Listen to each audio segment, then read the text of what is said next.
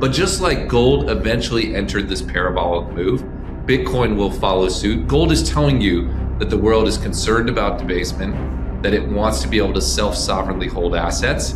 That same story is true for Bitcoin. No, I think this is a unique opportunity. There are very rare moments in crypto where the fundamentals are ahead of price. I think we're happen to be in one of those moments right now. You can see that in Bitcoin chasing gold.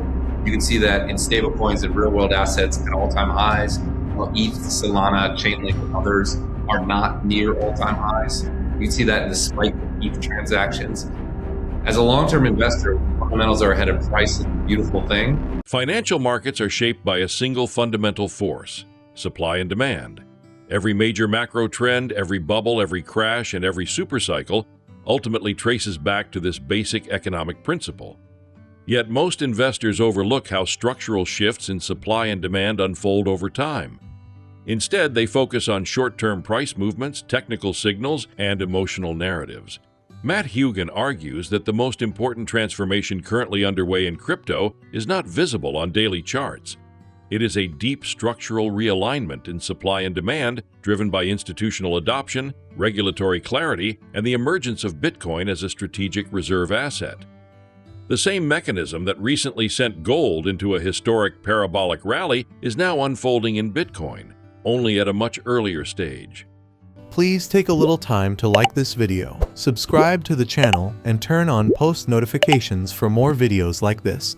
You can also check out our other videos on cryptocurrencies and the overall digital asset space and drop your comments and observations in the comments section below. Everything you do helps with the YouTube algorithm and immensely contributes to the channel's growth. Thanks and enjoy the video. Specific to gold and Bitcoin, because I think it's really instructive, the thing to remember is the really simple fact that prices are set by supply and demand. So what's happening in the gold market is when the US seized Russia's assets after they invaded Ukraine, you saw central bank purchases go from about 400 tons to 1,000 tons per year. That was back in 2022. And when that happened, gold's price went up 2% in 2022. And then central bank purchases stayed the same in 23, 24, 25, and looks like they're continuing in 2026, about a steady 1,000 tons. So up from historical norms, but they went up in 2022 and then stayed flat. The price of gold didn't start really running until 2025, right? It had good years in 22, 23, 24, but it started running in 2025. What does that tell you? That tells you that in any market where there is supply and demand, if there is new demand, it has to work through existing holders, right? Central banks caused purchases of gold to be more than net new supply, but there were people who were willing to sort of shovel coal into that fire in 22 and 23 and 24. They eventually ran out and the price skyrocketed. I think the same thing is happening in Bitcoin. We're just earlier in that process, right? Bitcoin entered this structural demand over net new supply when the ETFs launched in January of 2024. If you look at ETF purchases or corporate purchases or combined, it's vastly more than the amount of new Bitcoin being produced. But there were existing people that were willing to sell, particularly as we got to $100,000, which is this big behavioral sell level.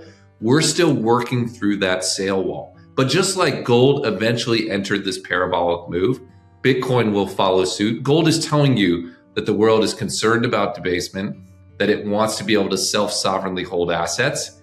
That same story is true for Bitcoin. We're just earlier in burning through this willingness to sell from existing holders. We're going to get through it. Will it be the middle of this year? Will it be next year? I'm not sure, but I think we're going to see the same exponential move we saw in gold. I think gold, as you said, is painting the way. I think the first thing which you're hinting at is we had a full-blown bear market last year. Yeah. We didn't experience it because Bitcoin, ETH, and XRP did okay because they had institutional flows from ETFs and from corporations. If you look at everything that didn't have that didn't have ETF support, it got hammered. Even like the fifth or sixth largest asset was down 50, 60%. This is full bore 2022, 2018 bear market. We ran the 4-year cycle last year. We're already at the bottom. I think we're coming back up. My view on what's going to happen in the alts market is we're not going to have a classic alt season where every zombie coin raises, I think people are going to be insistent on fundamentals, and they're going to distinguish between high quality projects and low quality projects. I think you have projects like ETH and Solana that have clear traction on stablecoins and tokenization will do well. You have projects with strong fundamentals like Chainlink, Hyperliquid doing really well in the last little period. I think those will do well. Zombie coins, I think, will just be overlooked and won't have the same rising tide lifts all boats that we saw in previous alt cycles. So it's a more differentiated alt cycle, but I don't think it's dead at all. Like, I think high quality projects will do well. I don't think they're overvalued. I just think people will be more distinctive. And I say that as someone who runs an index fund, so I should hope for a rising tide. But I actually think people are going to pick and choose winners in the space, and that we're already through the bear market. I think that's probably the most important piece. No, I think this is a unique opportunity. There are very rare moments in crypto where the fundamentals are ahead of price. I think we're happen to be in one of those moments right now. You can see that in Bitcoin chasing gold. You can see that in stablecoins and real world assets at all-time highs, while ETH, Solana, Chainlink, and others are not near all-time highs. You can see that in the spike of ETH transactions. As a long-term investor, fundamentals are ahead of price. It's a beautiful thing. That doesn't guarantee we're going up, but I'm pretty excited about what the next couple of years brings. So on the institutional side, it is literally just a matter of time. Assets are already flowing. You can see that in ETFs, and they will flow at an accelerated rate going forward. I haven't had an institutional meeting that wasn't extraordinarily positive in well more than a year. So they are not experiencing this negative FOMO or this negative sentiment that we see in retail crypto. Yeah. The other side is that retail crypto is really depressed, right? I mean, it's worth noting Bitcoin was down, 5% last year, and the fear and greed index was at all-time lows. It was max depression. And part of that was that the altcoin market was in a full-blown bear market. So this was more like 2022 or 2018. It'll come back, right? The sentiment in crypto retail was not great in 2022. And it was zero in early 2019. If you remember that time period where Bitcoin had been down and then fell further from 5,000 to 3,000. People threw up their hands, they rage quit on Twitter. The same things we're seeing right now. It will come back with prices. The driver of prices, though, will be this institutional money coming into the space. I'll leave with one more statistic from my 15,000 meetings. Our average client allocates after 8 meetings with us, which is brutal for my business, but a fun fact. Because as you know, financial advisors and institutions don't meet monthly. If you're lucky, they meet quarterly. And so for people who weren't ready to buy the Bitcoin ETF when it launched and just started meeting with us, they're just now getting around to launching. That's why the wirehouses are approving Bitcoin ETFs now, because we're at like that 8th meeting, right? They are now at the point where they're willing to allocate. So I'm very optimistic on the institutional side. I think retail will catch up. I think it's just a matter of time. Regulatory clarity represents another critical catalyst. Hougan explains that forthcoming legislation could permanently anchor crypto's legal foundation in the United States, providing certainty for long-term institutional deployment. Without legislation, pro-crypto regulatory policies remain vulnerable to political change. With legislation, crypto becomes structurally embedded into financial markets. Hougan believes regulatory clarity will unlock massive investment into stablecoins, tokenization, and decentralized finance. Wall Street is already preparing to rebuild financial infrastructure on blockchain rails. Regulation simply accelerates that process. Whether clarity arrives sooner or later, the long-term trajectory remains bullish. The only variable is speed. We do an increasing number of meetings with sovereigns. We met with a central bank in our office just a couple of weeks ago. They wanted to talk about Bitcoin, but these guys move like molasses, right? You have to think of the speed at which institutional investors move is slow to begin with. It's slow for financial advisors, which is like the easiest part of the institutional spectrum. As you go up to wirehouses, to insurance companies, to endowments, to sovereign banks, the timeline just blows out. So from what I can tell from the meetings we're having, they're moving on that timeline, right? Yeah. The demographics are good for Bitcoin. The core fundamental thesis is good, but they just don't move at crypto speed, right? I think sure. we're seeing adoption, but it'll still take years for it to really accelerate. When it does, though, it's going to significantly kink that supply-demand dynamic, and I think it will be another catalyst for Bitcoin. My honest view is that people raise this excuse when they want a reason not to invest. Yeah. That honestly, if price were ripping it, we were all-time highs, you wouldn't have institutions worrying about quantum. We've seen these sort of FUD raises through the 8 years of Bitcoin. People used to worry about Tether. They weren't really worried about Tether. They were just looking for a reason not to invest. And I think that's the same with quantum. Ultimately, we're going to solve this problem. I think, Bitcoin has solved big problems before. It will solve this. I think as price starts to accrete, those quantum fears will sort of fade into the background again. It's a complex bill. There are things that the crypto industry wants. There's things that the banking lobby wants. There's things that Republicans want and things that Democrats want. And we're trying to get to a point where the bill is okay enough that no one is angry enough to nuke it. The most recent iteration, there was a lot of hope around January 15th when there was a markup of the bill. But then both the crypto industry and the Democratic side came out and basically said this is unworkable. If you look at Polymarket, the odds are slightly above 50%. I think we're trending in a positive direction.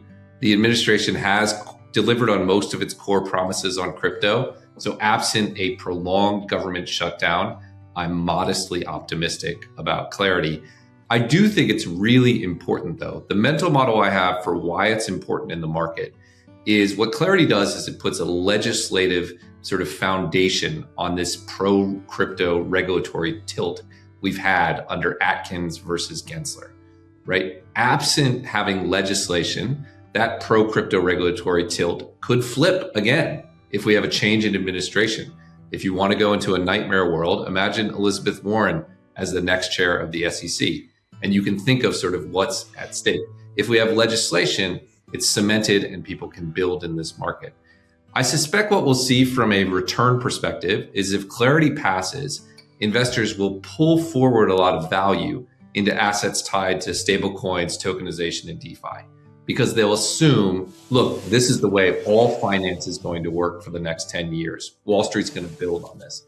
If clarity doesn't pass, they'll have to wait to see if those get real world traction. Because if they get real world traction, even a change at the SEC 3 years from now won't be able to unpeel it, right? If everyone is using stable coins, it'll be like when everyone was using Uber before it was really legal, right? The regulations will bend to fit, but the shape of the curve will be slower because people will insist on that real world traction before they believe it is here to stay and sort of free of the Warren style risk that we could see in 3 years. Larry Fink's most profitable ETF is a Bitcoin ETF. Do you think that any administration is going to completely undo that? There's no way. There's just no realistic way. And that's true across Wall Street. They see the profits being made in stable coins. NYSE is building on tokenization. We're not going to go all the way back.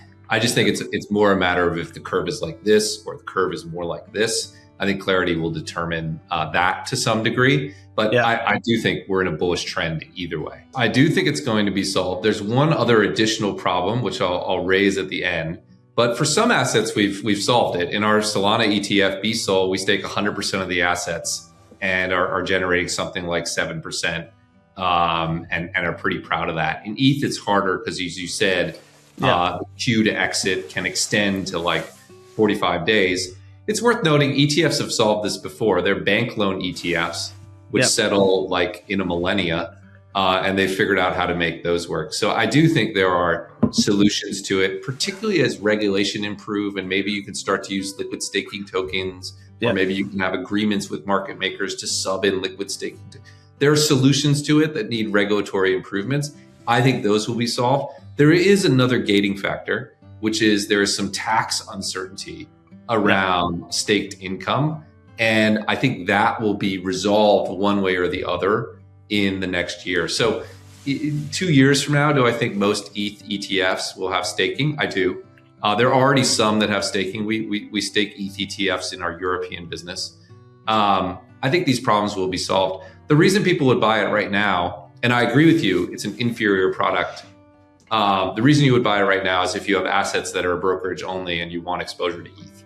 Then your choice is ETHW or nothing, and maybe ETHW is better than nothing. But I agree, if you're missing out on the yield. But I think we'll solve it in the next year with regulatory progress and some tax certainty. Yeah, I think there will be millions of vaults because the marginal cost of launching one is extraordinarily low compared to a traditional fund structure. And because they can be customized in many ways, I think there will be a power law distribution. Maybe an analogy that makes sense is like going to Sweet Greens and getting a salad. You can infinitely customize the salad, but most people pick like 10 or 12. I think that's going to be true in vaults as well. That's what we see in other asset management areas. So it does allow that infinite distribution. I think you'll see that, and that will appeal to some people. But I do think big brands and big names and a select big vaults will have certain advantages that accrue most of the assets. I don't think it'll be that different from how the ETF world played out, right? There are 8,000 ETFs. Most of the assets are in the top 100. Yeah, probably going to see something like that because it's hard to differentiate. That's how it always works. That is, yeah. So of the big boys, of the kale Caesar salads, the prefix ones, which ones do you think are going to be the biggest one? Like what types? If you're going to have a top 5 vault, like what would be the biggest strategies? Do you think just straight up yield, like max yield would probably be one. Hougan concludes that this period represents one of the rare moments in crypto history when fundamentals clearly lead price. Adoption is expanding, infrastructure is maturing, regulatory clarity is approaching, and institutional pipelines are filling, all while prices remain suppressed. This divergence creates extraordinary opportunity. Bitcoin is now following the same structural path as gold, only faster, more globally, and with far deeper implications. Every financial revolution begins quietly. Before prices explode, before headlines dominate mainstream media, and before public enthusiasm returns, deep structural forces reshape markets beneath the surface. Bitcoin is now in that phase. The supply-demand imbalance is building. Institutional capital is positioning. Regulatory clarity is approaching. Infrastructure is maturing. Meanwhile, retail sentiment remains depressed, the classic hallmark of accumulation phases.